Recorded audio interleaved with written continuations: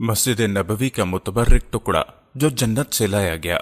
मस्जिद नबवी में मौजूद जन्नत का एक टुकड़ा मस्जिद नबवी का चप्पा चप्पा, गोशा गोशा, मुकद्दस और मुतहर और इतर बेज हवाओं से मुश्कबार है। आज दौरे नबूवत का सारा शहर मदीना मस्जिद नबवी में शामिल हो चुका है। पूरे शहर में वो कौन सी जगह होगी जिसे हजरत नबी करीम सल्लल्लाहु अलैहि वसल्लम के कदम चूमने की सआदत नसीब नहीं हुई होगी। इस शहर का हर जर्रा आफताब व महताब से भी ज्यादा अपने आप को खुशकिस्मत तस्वुर करता है। वो इसलिए कि इसके सीनों में आफताब रसालत के कदम पड़ते रहे। हमारी आंखों की पलकें इन जर्रों को चूमने के लिए हम वक्त बेताब रहती हैं। मस्जिद नबवी का वो हिस्सा जो रोज़ा रसूल पाक और मिंबर मुस्तफ़ा सल्लल्लाहु अलैहि वसल्लम के दरमियान वाक़े है, बाकी सब हिस्सों से मुमताज और मुहतरम है। इस हिस्से को नबी आखिरुज़्ज़मान ने रियाज़ुल जन्ना कहा। इस मखसूस टुकड़े के मुतल्लिक हजूर नबी अकरम की हदीस मुबारका है, मेरे घर और मेरे मिंबर के दरमियान वाली जगह जन्नत के बागों में से एक बाग है, इसलिए रियाज़ुल जन्ना का मुकाम और मर्तबा हमारे नजदीक बहुत अफजल है। इस हदीस पाक को हजरत अबू हुरैरा ने रिवायत किया।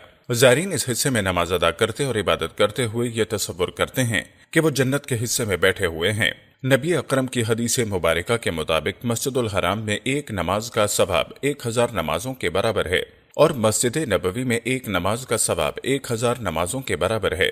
गोया के मस्जिद नबवी का मुकाम मर्तबा मस्जिद हराम के बाद है, लेकिन मस्जिद नबवी में रियाज़ुल जन्ना का मुकाम मर्तबा कितना बुलंद है अल्लाह और उसके रसूल ही बेहतर जानते हैं। रियाज़ुल जन्ना रोज़ा रसूल से मिंबर तक 22 मीटर तवील और 15 मीटर चौड़ा है। इस हिस्से में 8 सतून ऐसे हैं जिनको मस्जिद नबवी के बाकी सतूनों से इम्तियाज हासिल है। इन सतूनों को संगे मरमर और सुनहरी मीनाकारी से मस्जिद के बाकी सतूनों से नुमाया किया गया है। ये सतून रोज़ा अनवर की मगरबी दीवार के साथ मुमताज कर दिए गए हैं जो रियाज़ुल जन्ना के अंदर वाक़े हैं। इन मुतबर्रक सतूनों की तफसील अब आपको बताते हैं। सतून खनाना मिंबर रसूल के नजदीक वाक़े है। जब किसी ऊँटनी के बच्चे को माँ से जुदा कर दिया जाए तो वो अपनी मादर के फराक में रोता और बिलकता है। इस आवाज को अरबी में खनाना कहते हैं। दरअसल इस सतून के साथ भी कुछ ऐसा ही वाक़या पेश आया जिसकी वजह से इसे खनाना का नाम दिया गया।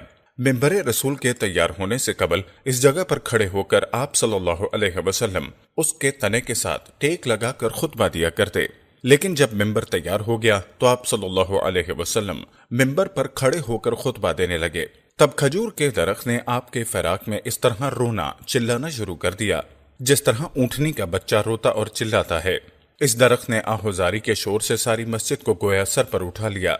ये मंजर देखकर आप सल्लल्लाहु अलैहि वसल्लम मिंबर से नीचे तशरीफ लाए और इस दरख्त पर शफकत से अपना दस्ते मुबारक रखा। दरख्त ने रोना चिल्लाना बंद कर दिया। आपने उसको मुखातिब होकर फरमाया, कयामत में तू मेरे साथ जन्नत में दाखिल होगा। इस दिलासे के बाद उस दरख्त ने रोना चिल्लाना बंद कर दिया। जब खजूर का तना खुश्क हो गया तो उसे उसी जगह दफन करके एक सतून खड़ा कर दिया गया। उसी को खनाना कहते हैं। आप सल्लल्लाहु अलैहि वसल्लम का फरमान है, अगर मैं इस दरख्त को दिलासा न देता तो यह कयामत तक किसी तरह रोता रहता और आहोजारी करता रहता। हुज्जाजे करम और ज़ायरीन इस सतून से खास अकीदत रखते हैं। सतून आयशा रोज़ा रसूल की जानिब से चलें तो रास्ते में आने वाला तीसरा सतून सतून आयशा कहलाता है। रसूल करीम ने अपने हयात मुबारका में फरमाया था, इस मस्जिद में एक ऐसी मुतबर्रिक जगह मौजूद है कि अगर लोगों को उसकी फजीलत और नमाज पढ़ने के सवाब का अंदाजा हो जाए तो वहाँ नमाज पढ़ने के लिए लोग कुरानदाजी और लंबी लंबी कतारें लगाकर अपनी बारी का इंतजार करें। मगर आपने इस जगह की निशानदही नहीं फरमाई। आपके वसाल के बाद असहाब ने हजरत आयशा से दरखास्त की कि उस जगह की निशानदही फरमाए, लेकिन आपने इनकार कर दिया। लेकिन कुछ अरसा गुजरने के बाद हजरत अब्दुल्ला इब्न जुबैर के इसरार पर हजरत आयशा ने उस जगह की निशानदही फरमा दी।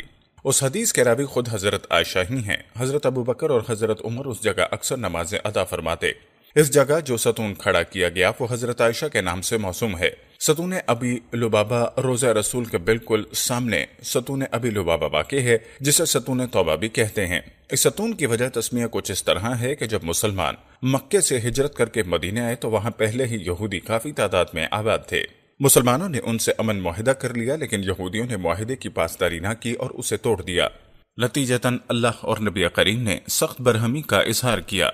अल्लाह की तरफ से हुक्म नाजिल हुआ कि अमन मुआहिदे की हदें पामाल करने वाले यहूदियों को कत्ल कर दिया जाए। हजरत अबी लबाबा मदीने के पुराने रहायशी थे। उनके यहूदी कबीला बनु कुरैज़ा से दोस्ताना बरस्म थे। अबी लुबाबा ने यह खबर जल्द ही यहूदियों को बताई और साथ ही गर्दन की तरफ इशारा किया कि अब आपके गले काटे जाएंगे। بعد میں ابی لبابہ کو اپنی اس غلطی کا احساس ہو گیا کہ انہیں ایسا نہیں کرنا چاہیے تھا۔ اپنی اس غلطی پر وہ اتنے شرمندہ ہوئے کہ احساس ندامت سے زمین میں جا گڑے۔ انہوں نے اپنے آپ کو اللہ اور رسول کا مجرم گردانتے ہوئے مسجد نبوی میں ایک درخت کھجور کے ساتھ رسیوں سے باندھ دیا، پھر اللہ کی بارگاہ میں گڑ گڑا کر اپنی غلطی کی معافی مانگنے لگے۔ ان کا کہنا تھا، جب تک اللہ مجھے معاف نہیں کرے گا میں اسی طرح اپنے آپ کو رسیوں سے باندھے رکھوں گا۔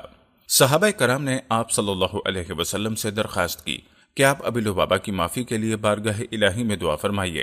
آپ نے فرمایا، اگر ابی لبابہ خود کو باندھنے سے قبل میرے پاس آتے اور اللہ سے معافی کی درخواست کرتے تو میں ان کے لیے معافی اور استغفار کی دعا کرتا۔